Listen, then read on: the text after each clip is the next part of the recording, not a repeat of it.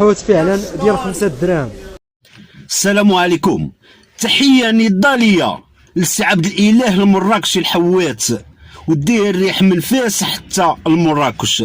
انت السي عبد الإله رجل لا كالرجال، الرجال ليس كالرجال، والرجال قليل والنساء كثير. انت رجل من رجال السبع ديال مراكش. كون كان الرجال كاملين بحالك اقسم بالله البلاد تتكون زينه وكل شيء عايش بخير. وانت السي عبد الاله سبع، واللي كيزيد في الثمن وكيطمع راه غير ضبع. السي عبد الاله جزاك الله خيرا، حقاش فرشتي القضيه وبينتي للشعب بلاد الاثمنه الغاليه راه ماشي من السوق، من سوق الجمله لا، ولا من المصدر ديالها. اثمنه اللي كيغليها هما التجار واللوبيات، اصلا كيدوي الحرام، هما اللي مسيطرين وكيتحكموا في هذه الاثمنه، هما اللي كيديروا كل شيء وباغيين يحمقوا ويهبلوا هذا الشعب، اللي الشعب اصلا راه اكثريه مدمر.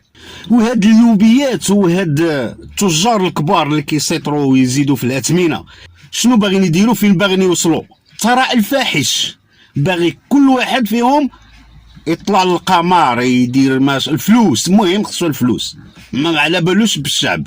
هو خصو يتفتح ياكل يشرب يسكن في احسن بلاصه، الطوموبيل الزوينه، دير سيدي دير كويدي تفتح، ولكن ماشي على حساب الشعب.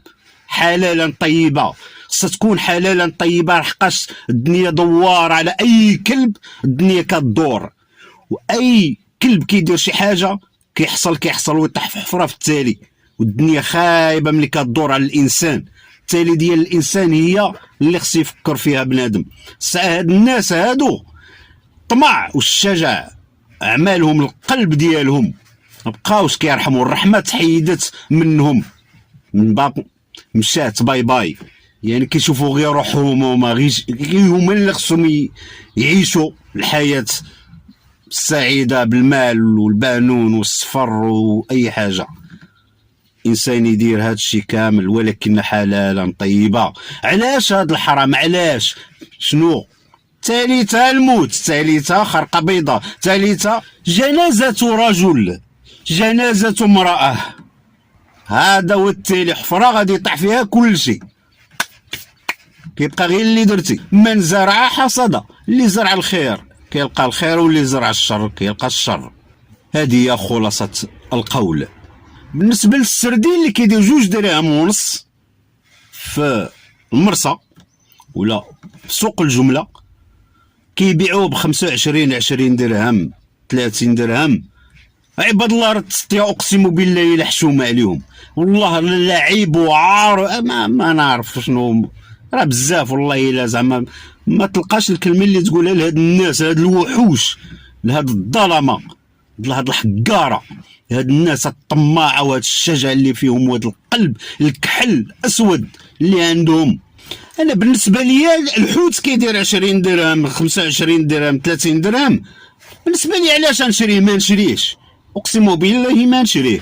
الفيتامين ولا البروتين اللي فيه راه نمشي نقلب على شي حاجه اخرى عطيها لنا الله سبحانه وتعالى، تلقى فيها نفس هذاك الشيء اللي راه في الحوت، وتكون رخيصه على الحوت وناكلها بخير. انا خديت هذاك البروتين ولا هذاك الفيتامين من هذاك النبته ولا من هذاك الحاجه اللي خديتها، راه فيها هذا الشيء اللي في الحوت وانا بخير. هذا الشيء اللي خصو يدار. علاش غناكل انا السردين؟ غيطول لي في العمر، غيغلظني، غيدير شي حاجه ماشي هي هذيك، ما غيدير لي والو. السردين غيعطيني واحد الفيتامينات واحد البروتينات، هذيك الفيتامينات والبروتينات موجودين بزاف د الحوايج. والمراقبه، بالنسبه للمراقبه راه ما كايناش تقريبا كاع، ما كنشوفوهاش. راه بزاف د لي ماغازون بزاف د الحوانت راه عندهم واحد الزياده خياليه. كاين واحد الارتيكل واحد المنتوج كتاخذوا من هذا الحانوت ولا من هذا الماغازا، كتمشي لحانوت اخر كتلقى اما رخيص ولا غالي عليه. يعني كاين مضاربه في هذا الشيء، يعني راه الثمن راه عرفتي ما مستقرش، ما دايرينش نفس الثمن في اي حاجه، لا، كل واحد كيبيع باش ما بغا هو، كل واحد باغي يولي لاباس عليه ويدير الفلوس ويدير الحماق في هذه الدنيا. هذا هو المشكل. المراقبه فين هي؟ قليله بزاف.